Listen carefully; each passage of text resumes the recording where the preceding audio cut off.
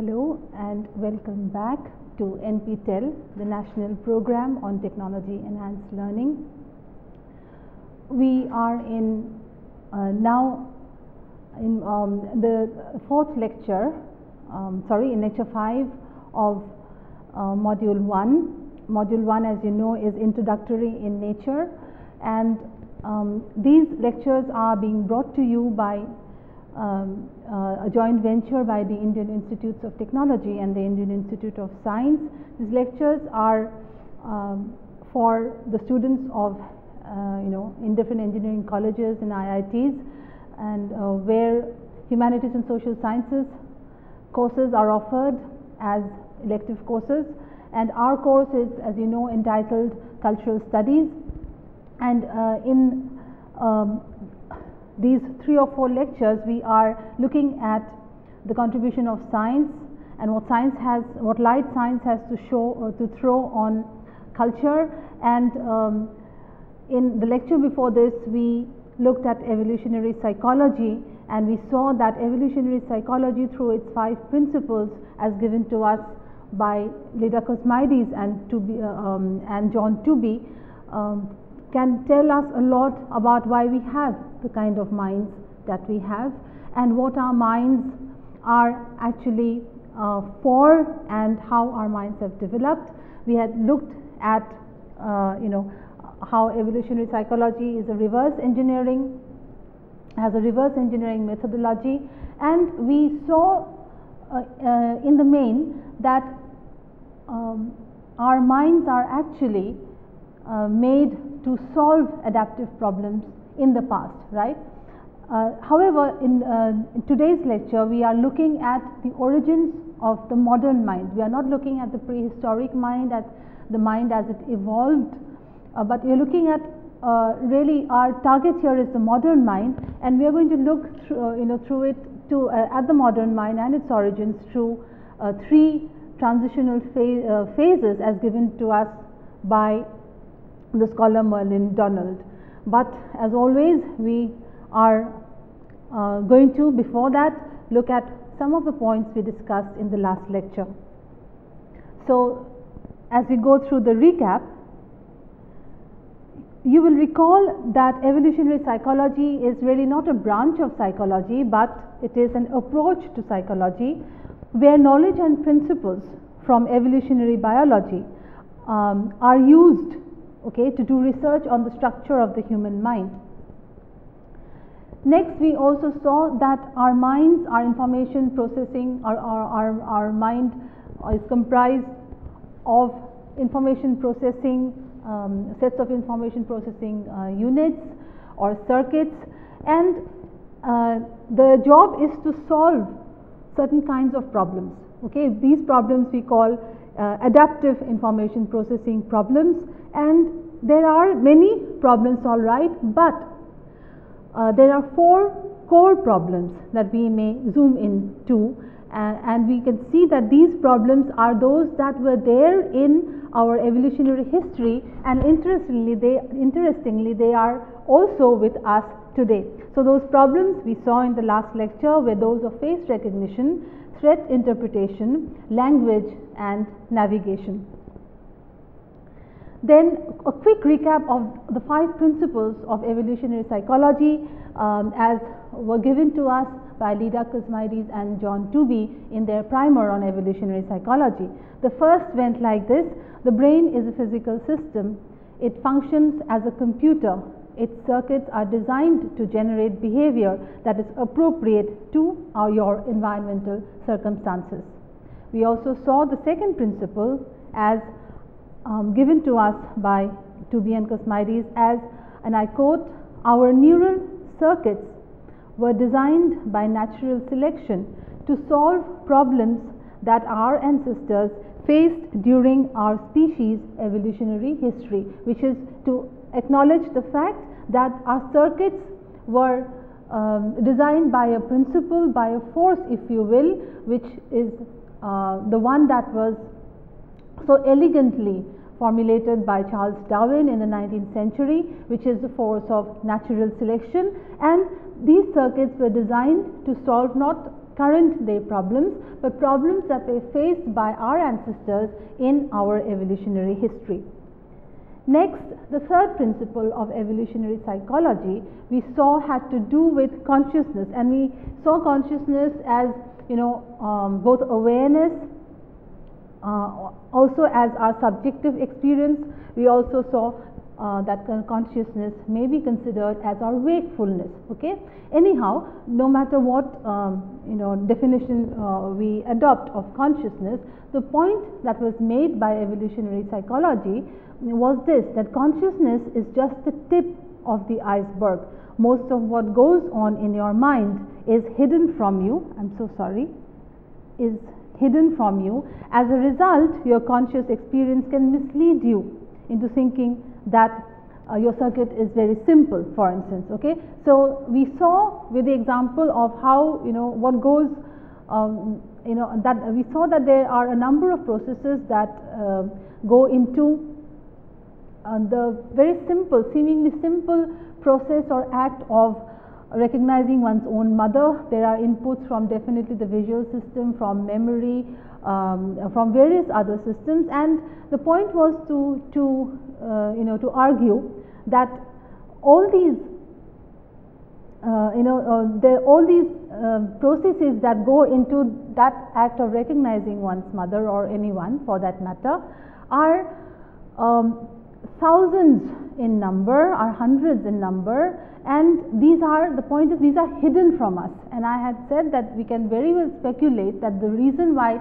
these are hidden from us is because we do not really need to know them in order to survive, and there would have been an information overload, okay, if we were to really be aware or conscious of all the processes that give us the final results, or what Tooby and Cosmides had called the high level conclusions or perceptions.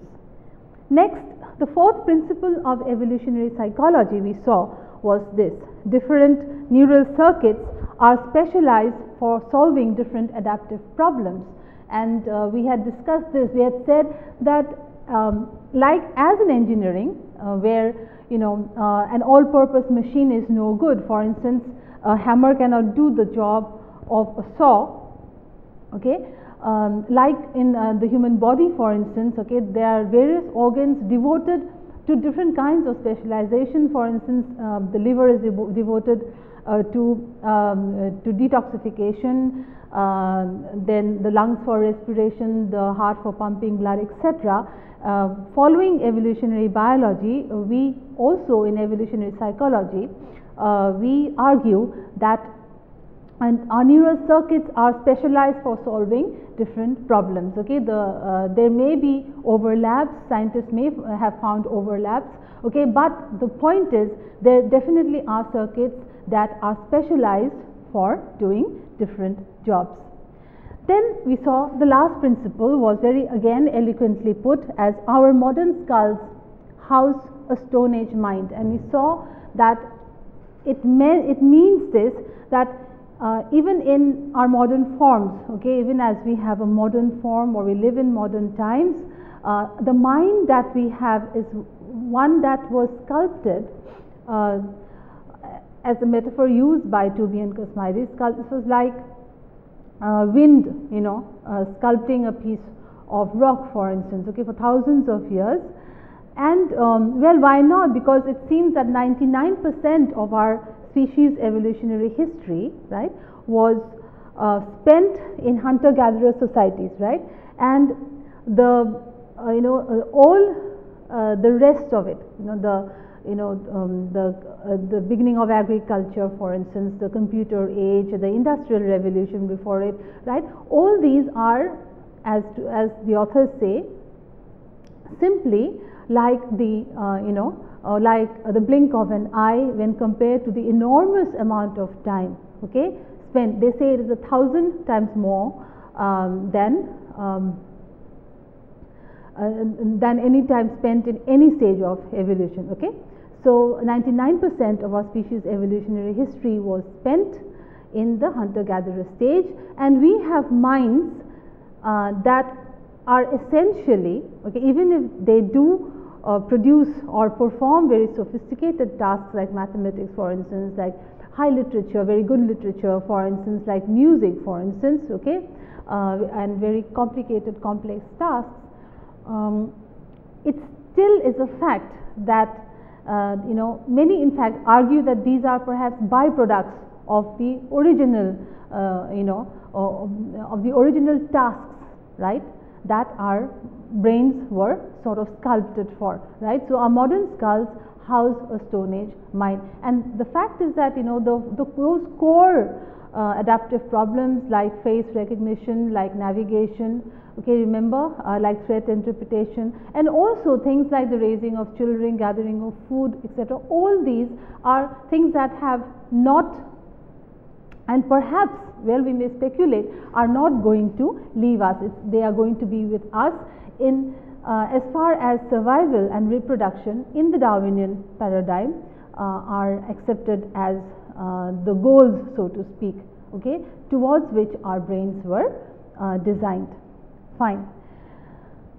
So the topic of discussion now is, as we saw, the modern mind, and I think it's fitting that this is the next lecture in our series, the modern mind and its origins.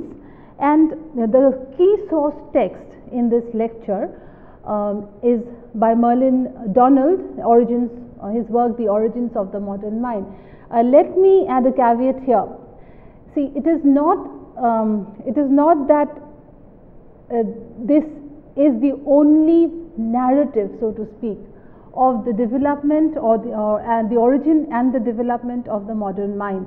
Okay, there may be different, there may be different findings as work goes on, or there may have been others who delineate or describe a different set of transitional phases. Okay, one reason why I brought this text here is that it is quite an accepted text now, and if we have to see, because it is a linear narrative, okay, it has three phases. If we have to see or look at the story of the origin of the modern mind as a narrative, then we cannot have too many overlapping and contradictory texts, right?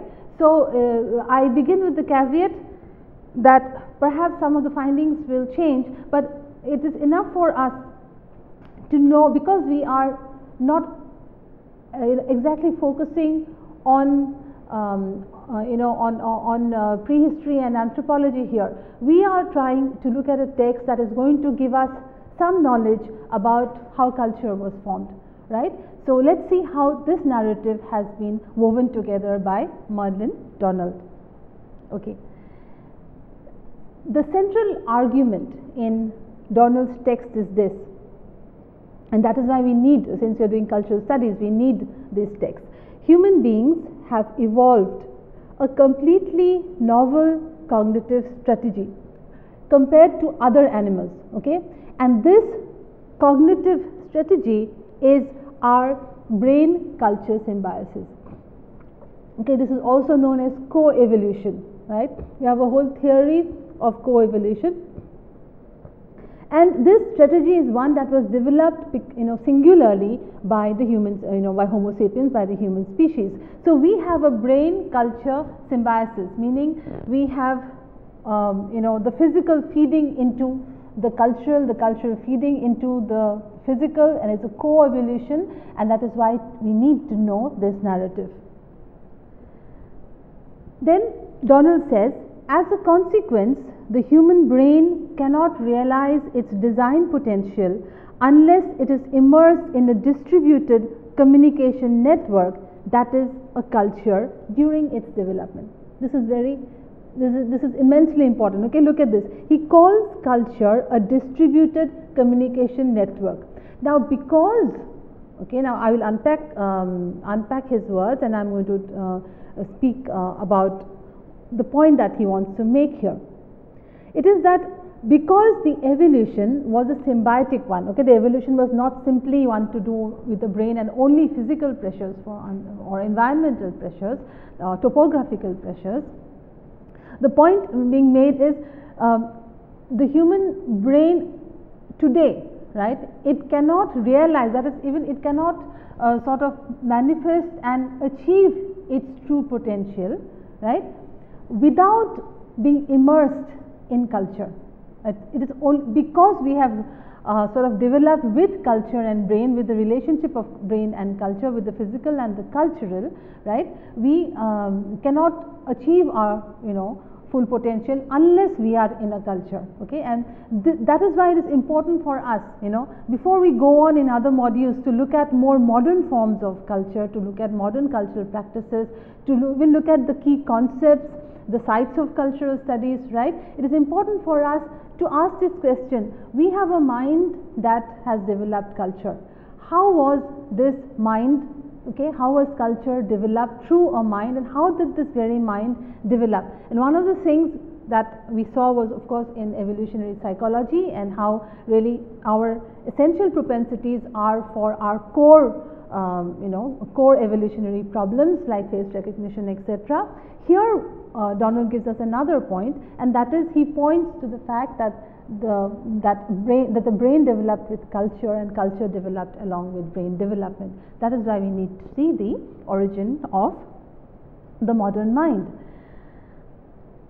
Then he says the human brain is quite literally, specifically, this is important, specifically adapted for functioning in a complex symbolic culture. This is very important, okay. We have something called symbolic thought. What is symbolic thought? And you will see in, when we discuss in towards the end of this module, when we talk about structuralism as a school of thought, as a theory, we will see that a capacity for symbolic thought, that is the capacity for you know, cognizing the world, retaining things about the world in our memory using symbols, is a major breakthrough, right? Is not only of course not only a major breakthrough in our evolutionary history, it is also one that eventually allowed us to have mathematics, eventually allowed us to have language, okay. Later on you will come to know how you know, language is based on the fact that words are arbitrary, right? Words and there is no one-to-one correspondence between a word and the object that it refers to. For instance, this pen that I am holding here, there is nothing, there is no relation between the word pen and this object that I am holding. Is there something pen-like about this, you know, this object that calls out to us to call it a pen? Okay, it is. There are different words in different languages for a pen, and that is proof of the fact that the relation between the pen and the word pen, the object pen and the word pen, is one that is arbitrary. This kind of arbitrariness would not have been possible had we not developed symbolic thought. So symbolic thought is immensely important, and again symbols and signs and signifying practices, as we shall see over the next few lectures, okay, are really the foundational topics in cultural studies. So let's read again. The human brain is quite literally, specifically adapted for functioning in a complex symbolic culture. So as I said, symbolic thought is one that is if not thoroughly, completely peculiar to us as a species, it is still something that has allowed us to have a very complex culture, very complex forms of knowledge, beginning with the alphabet and the number systems. Okay, fine. So this work by Merlin Donald about the story of the origin of the modern mind and it being, you know, and culture being a very important part of it, okay, hinges itself on three major transformations, right?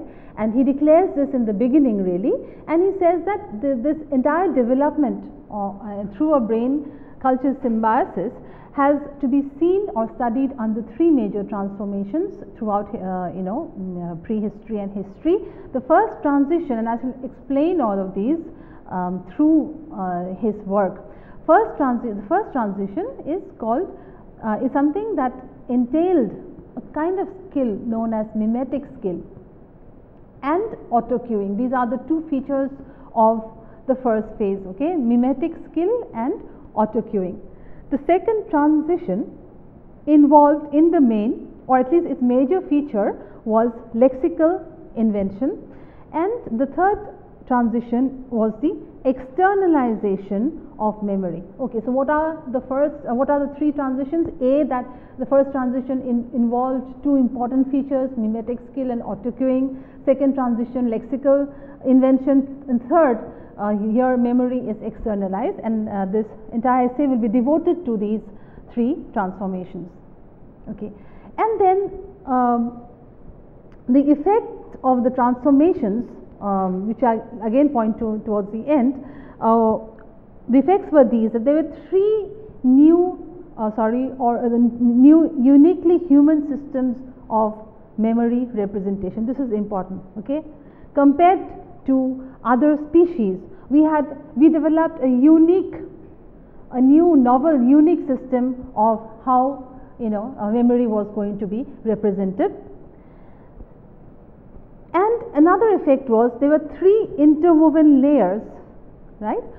These are three interwoven layers of human culture, each supported by its corresponding set of representation.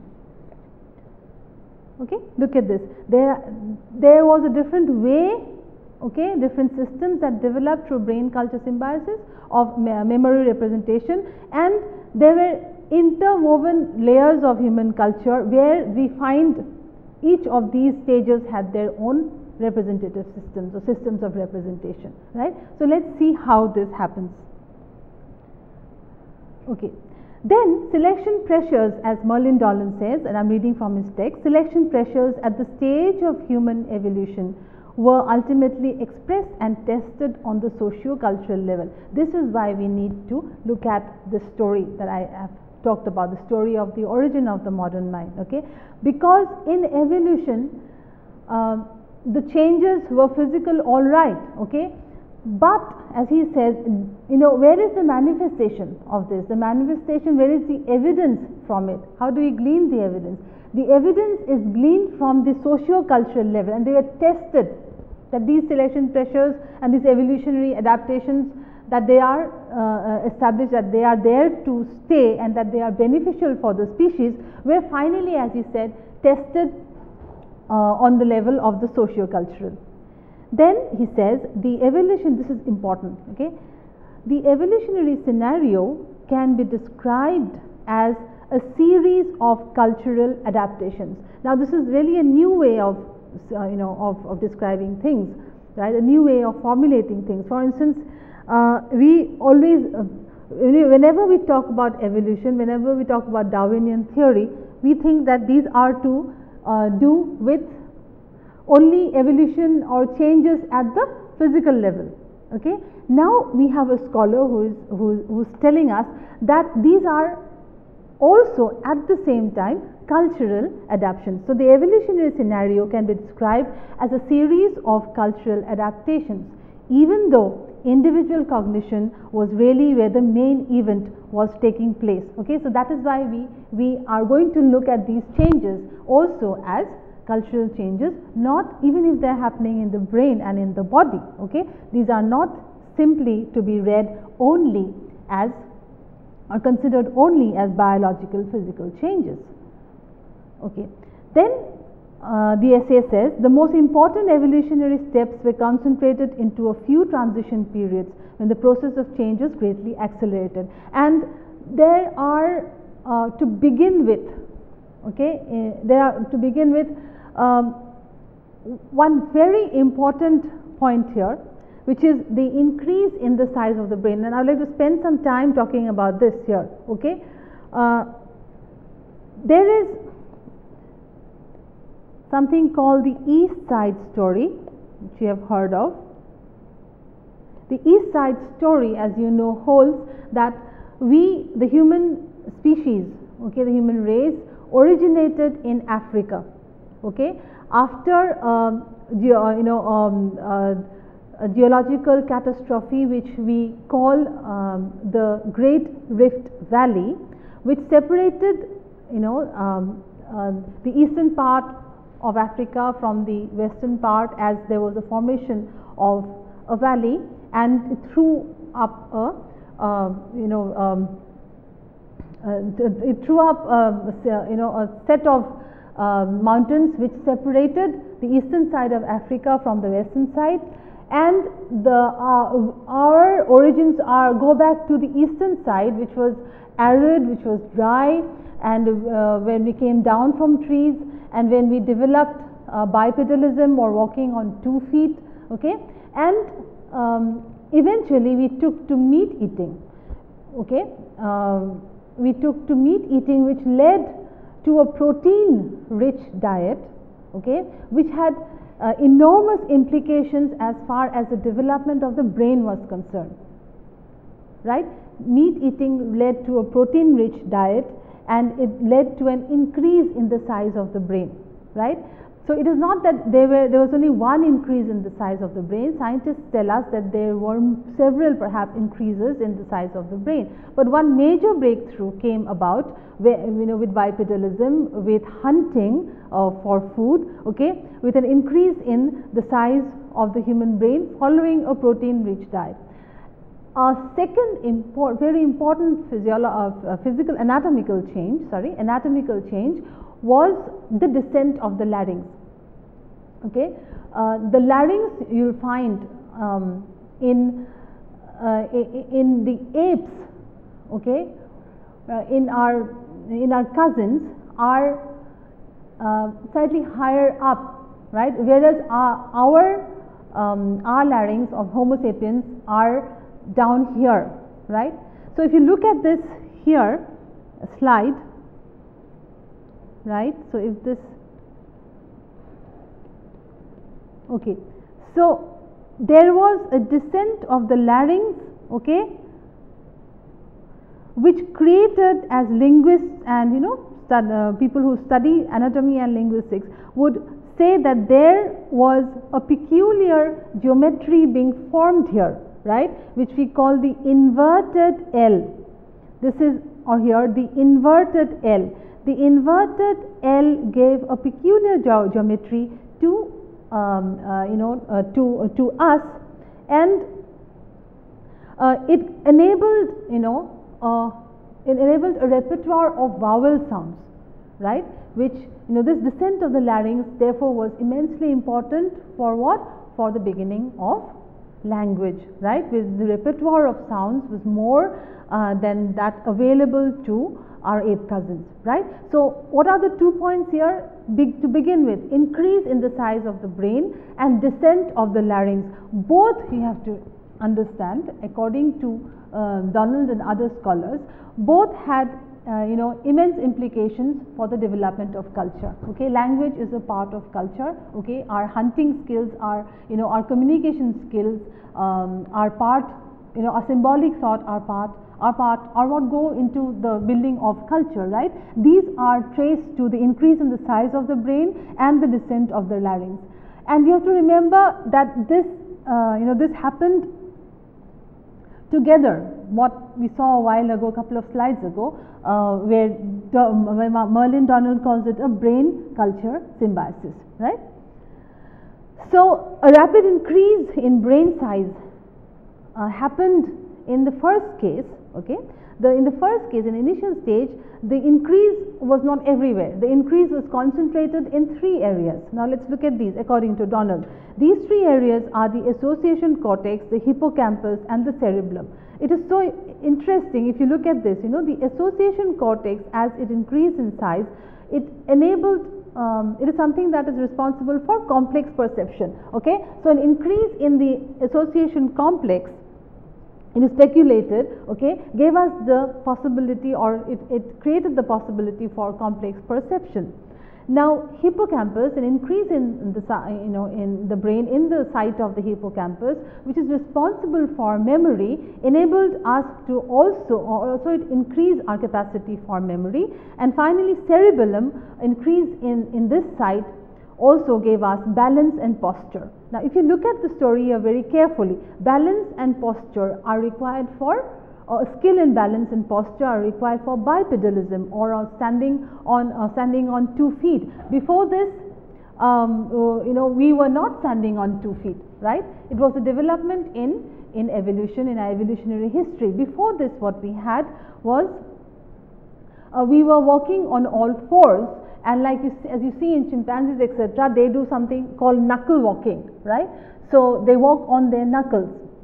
Now, as there was pressure given an arid situation in the eastern part of Africa, given a situation where they had to hunt for food, they took to meat eating as part of the diet, right?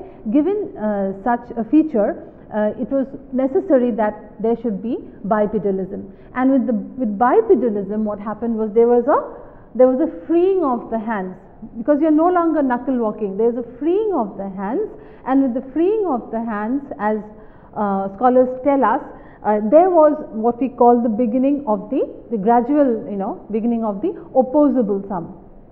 That is, the thumb is opposable as compared to our ape cousins, is opposable to a great degree from the other four fingers. Now, let me elaborate on this. Because it has immense implications for culture, right? What happens when slowly the thumb is opposed to the four fingers is that you get two kinds of grip, right? Extremely important for our first tools, for our first technology. This grip is the power grip, okay, to be able to hold an implement, right?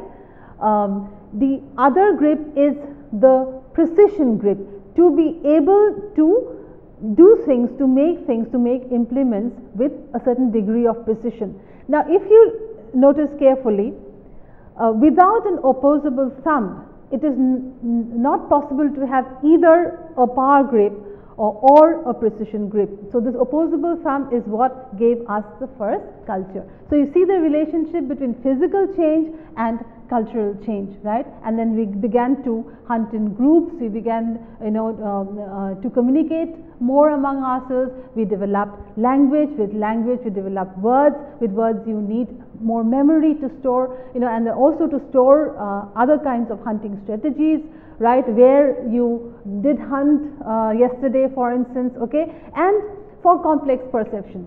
When one needed to survive, then one had to change, and for that we need a brain that had to accommodate all these changes. And the increase in brain size came about, as scholars say, with the eating of eating of meat. So there's so many forces, really, so interesting. The story is so beautiful. So many changes that came about together, right, in a brain, what Donald calls a brain culture symbiosis. So the cultural evidence. Now, if you ask me, or ask the scholars, how do you know that this happened, right? So the cultural evidence for is that we do find sophisticated stone tools, okay, in places where archaeologists or paleontologists paleontology is the study of fossils, have been to or do their work and make excavations. There is evidence of long distance hunting strategies, and of course of migration out of Africa. So this is the cultural evidence that we have. Remember what Donald had said, Merlin Donald says that eventually all these changes that happen in adaptation to the body, okay, these changes were ultimately what he calls realized or manifested or become evident at the cultural level. And that is why, remember, he calls this a series of evolution, a series of cultural adaptations. This certainly is another way, a novel way of looking at the story of evolution. So the second major transition, as we saw, was by another large brain expansion, and at the same time the descent of the larynx. This is something we have already discussed. The descent of the larynx is important. Why? Because it led to two things. One is, it led to a high-speed vocal communication system and a large lexicon. Remember, the lexical invention is an important part in stage 2. And so there was, what is a lexicon? As you know, a lexicon is a dictionary, is a collection of words, right? So there were new inventions, and there were additions to the lexicon or to the set of a set of words and terms and symbols that were there in our ancestors' minds, stored in our ancestors' brains, and also concurrently there was a high-speed vocal communication system that grew along, along with this, right? Now we will look at what happens to to apes. Why they didn't, why is it that apes did not achieve this level? A very important point here is apes are our cousins, all right, in the evolutionary story, but apes have something, a memory system which Donald calls an episodic memory system. Okay, this will lead us to an important change in the first transformation. Apes have a memory system which is episodic in nature. That is, they do not have easy recall without environmental cues, right? As Donald says here, they are even brilliant perceivers, right? But they have episodic memory and very poor episodic recall, as they cannot self-trigger their memories. This is very important. They need environmental cues, okay? So in case you are wondering why apes did not develop as we do, and they have a different evolutionary trajectory after we split from our common ancestor. Remember, we did not evolve from apes. This is very important for us to remember. We evolved, into a common ancestor, and then there was a bifurcation, and therefore apes cannot, they cannot express knowledge, even gestures or mimes to communicate even the simplest of intention. They need several rehearsals. There is hundreds of rehearsals, it seems, to be able to be able to do something without a cue. So the first transition therefore involved two things: mimesis and voluntary retrievability. Voluntary retrievability, is something we saw that apes do not have. So we developed something called autocueing, that is cueing without the need for any cues, that is auto, self, right? So we developed a voluntary retrievability because of selection pressures, and also mimesis. Mimesis, is a Greek word. The mimetic skill comes from mimesis, the Greek word meaning imitation. So these are the two things that we have, and let's read from what Donald has to say. According to Donald, two fundamentally new cognitive features developed: a supramotor modeling capacity called mimesis, which created representations that had the critical property of voluntary retrievability. This is the first stage in the story of the development. Now, therefore, we see that the main logic for the first transition is based on several premises. That is a revolution in the modeling system, right? Hominids were able to use the whole body as a representational device, okay, to mime or to imitate things in using the entire body. Remember, we do not have language at that stage, right? So the entire body was used to represent things, and there was a self-triggered rehearsal loop, meaning there was an auto-cueing system which was self-triggered, which did not need any cues. Okay, so that if you are in if you want to remember an event that had happened elsewhere, you do not need to again go to that place to trigger the memories. You can trigger your memories at will. Then, okay, at this stage, the Homo erectus when we did not have language, we are not yet in the second stage, right? Homo erectus, our species, had something called proto-language. Now, proto-language is what Donald calls a limited degree of linguistic capacity. Okay, it's not full-fledged language. Proto-language would mean two-word sentences, for instance, and we compare it to the utterances of a child, a 2-year-old child, for instance, depending on the child's development. How the child tries to communicate with his parents or others using just 2 words, right, where there is no sense of syntax, really, no sense of grammar, right? So this linguistic capacity, this very limited linguistic capacity, was something that was developed by the time the second stage would begin, and this was important and it helped in tool making and social coordination. Now, there is going to be the descent of the larynx, which did what? If you remember, it gave a great push to phonological system of producing sounds, okay, through what Donald calls a high-speed phonological system. And second, there was lexical invention, the addition of more and more words into the repertoire. So therefore, autocueing, as we saw, required no environmental cueing and is something that distinguishes us as a species. So the sociocultural implications of mimetic action, that is, remember, mimetic action is the using of the entire body as a representational device. What happened was there was a dramatic increase, right? Donald calls it a dramatic increase in the variability of facial, vocal and whole body expressions, as well as in the range of potential scenarios between individuals. Second, there was a quasi-symbolic communication to create a very simple shared semantic environment in Donald's words. Now, the second phase added two more features, and we have seen this: capacity for lexical invention and a high-speed phonological apparatus.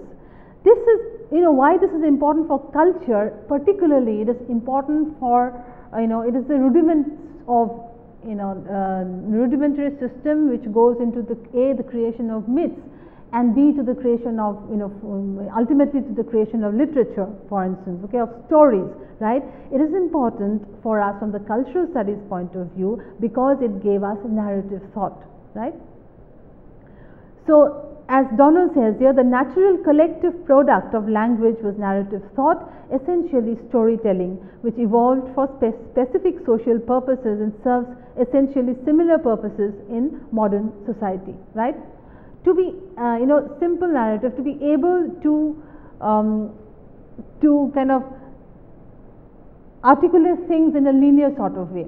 This happened, and then that happened, and then the following happened. To add causality to it, this happened, then that happened, and because of that, a third thing happened. Do you follow? Okay. So this kind of linking things into narrative thought is because you had, there's an extension of what he calls the lexical skill and to the labeling of relationships, the arbitrary labeling of relationships between words, and this collective product of language,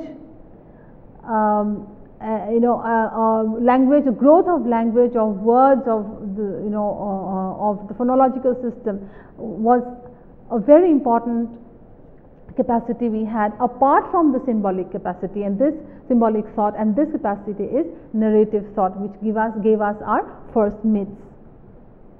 Then the sociocultural ramifications now of this second phase was that it increased the number and complexity of available words and grammars. Okay, obviously there's going to be a syntax now. If you need a linear and a causal system of representing events, then you would obviously need a grammar, right? You need a syntax in which to arrange those thoughts, and there has to be an increase even in the number, right? In the number of words.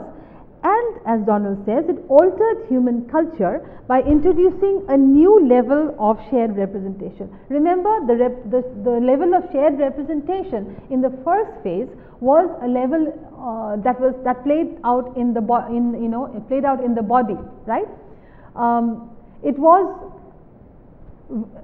where the body was used as a representational device. Remember mimetic skill. But now what happens was we have an entirely new level of shared representation which had enormous implications for the development of culture. It was not bodily, right, but it was spoken. Okay, it was language based. So this is why we call it a new stage, and I think Donald rightly calls it. There's no denying the fact that the descent of the larynx and along with another growth, increase in the size of the brain was an important second transformational phase. Next we come to transition number 3, the third important transition in the development of culture along with selection pressures, and this is very interesting. This is external memory storage and retrieval and a new working memory architecture. What is meant by external memory, right? In this scheme, external memory, it is quite obvious. It is what I have in front of me. Okay, I am not giving this lecture, or I am not, I'm not talking to you simply from my own memory, right? I do not need this if I am going to talk to you. Base my recollection from my internal memory, the memory that is there inside my brain, right? So the third stage is important in this. It's a relatively new stage. It is that we no longer rely only on our internal memory system to store our knowledge, to store the procedures of how things may be done, right? We have external storage in the sense we have books, right? So if I go out shopping, I carry a list with me. That list is not, in my internal memory. It is on a piece of paper, which is the external memory, right? So external memory storage and retrieval, the CDs where we, the hard disk where we, the external disk, or the computer disk where we keep our things, anywhere where we store our knowledge, and and not in, so that there's knowledge grows so fast that our internal memory definitely, obviously cannot store, the normal human brain cannot store so much material in its internal memory. So in the third phase, as Donald says, in the development of the origin of the modern human mind and the development and change in culture, is that we began to store things, outside of our internal memory into what we call our external memory system. And therefore there is a new memory architecture. Why? Because they say there are two fields now. One is your internal memory, okay, and one is the external memory, which is an extended field for your memory, working architecture of the memory. I will not go into this a lot, because the second thing, this new working memory structure, is something a person from psychology would be able to explain to you better. Nevertheless, the important point is, in the third transition, or the third transition is marked by the development and growth of various kinds of devices for external storage of memory. So now Donald says that what happens with this external storage of memory is that there is a wide range of new possibilities, right? Possibilities to do with not simply storage, okay, of data, right, but also the way data is now processed. Remember, he said that there is a new working, there is a new working memory architecture, right? And hence there are new possibilities or ways of processing, not only of processing but also the way we retrieve things. Since we are not retrieving directly from our own internal memory, we are retrieving data from external memory, and yet our brains are also working along with these external memory devices. There is definitely a different way of a wholly new system with new possibilities, okay, of storing knowledge, or even these things add to the way new knowledge is produced, right? So I'll end by looking at this slide. For instance, what was there before the coming in of external memory? Thought here was dependent on biological working memory, but after external memory, the situation has changed with the increased use of external symbolic storage. All these points are given to us by Donald. Then long-term store were accessible by means of limited associative strategies in the stage before external memory, okay, available to biological memory. But after the external memory systems, there was, as we said, a larger architecture within which the individual mind works. This has changed, right? And the structure of internal memory is now reflected in the external environment. So there is a larger field, as it were, to work with. And before external memory, finally, there was a need for oral mnemonics, and there was a need for for us to adopt different strategies, right, different shortcuts, because we are retaining things in our own memory, right. So there was also the need for specialized people like shamans, for instance, who were used, who had the task of preserving memory material. Not everyone. The work was divided in such a way that only some people were engaged in the task of storing memory. Well, and who knows, this may have been the first kind of division of labor, of mental labor and physical labor, right. Some were assigned the task of retaining things in their memory. But after external memory, what happened was an external memory field developed, okay, an external memory field which served as a real working memory for many mental operations. And there is also an external long-term store. The long-term store is not just no longer only inside our brains. There is also a huge external long-term store. You can also look at this from the point of view of the internet, for instance, not just storage devices like the hard disk, for instance. The entire in the world of data, a world of data is available to you through the internet. It's just as it says, at the click of a mouse you can access. It is because knowledge is growing so fast, and there is so much to be retained, that it is impossible. It is impossible for us to store everything in a limited memory system, right? And that is why we needed the written word, we needed those new storage devices, and this has also changed even physically, right, the way our minds work. Why? As Donald says, it is because we have a new environment here, where there is a symbiosis of the external and the internal memory systems.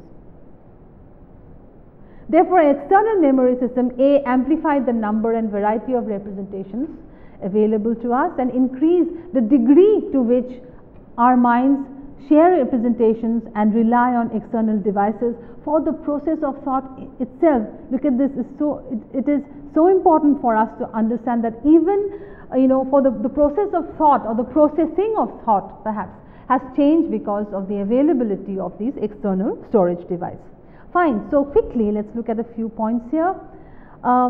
If you get a question like, what is the human brain specifically adapted for? According to Donald, it is that the brain is adapted for functioning in a complex symbolic culture. Okay, it's important. Complex symbolic culture. Then, how did the evolutionary scenario proceed as far as humans are concerned? Now, the answer is this.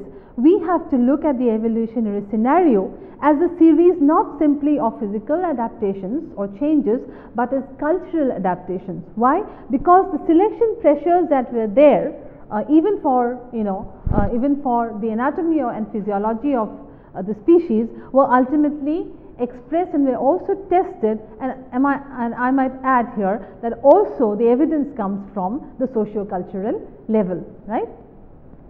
Then what were the three major transformations in the story of the origin of the modern mind? The three major this is immensely important. Three major transformations. We have to be very careful so that we don't mix these.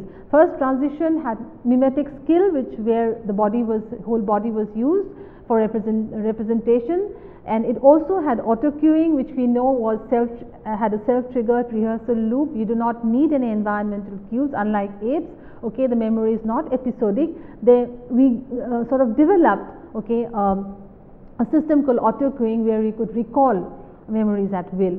The second stage, we find that the most important thing was lexical invention, following, among other things, the descent of the larynx, anatomically speaking, which gave us a peculiar vowel triangle, right, in the shape of an inverted L, which gave us more repertoire, or a larger repertoire of vowel sounds, through which we could create new words and develop our lexicon. It also included a high speed phonological system. Third is, as we saw just a while ago, the externalization of memory, which is a relatively new development. Okay, it is the last stage in the transition of last transitional phase in the development of the modern human mind as compared to the evolutionary mind. Okay, so what we saw in our last lecture, okay, the argument in the last lecture for the point of view of culture was that all that we do, no matter what cultural arrangements we have, the fact remains that ultimately our mind is our minds are geared to solving old problems, okay, problems faced in our evolutionary past, which is 99% hunter-gatherer society, when you look at the time scale, right? But this Donald's essay, Donald's work, Donald's book tells us that there is a difference, particularly when you come to lexical invention and you come to the externalization of memory. We see that all these new things that we are able to do is because these changes have taken place. Okay, there is a narrative developmental story, if you will, okay, to this. But at the same time, the beauty is it doesn't do away what evolutionary psychologists have claimed, right? In the ultimate analysis, yes, we have these what we may call the deep structures, okay, the deep structures and our deep propensities, okay, for face recognition, for raising children, and for finding mates, etc. Right? Thank you so much, and we shall meet in the next lecture. Thank you.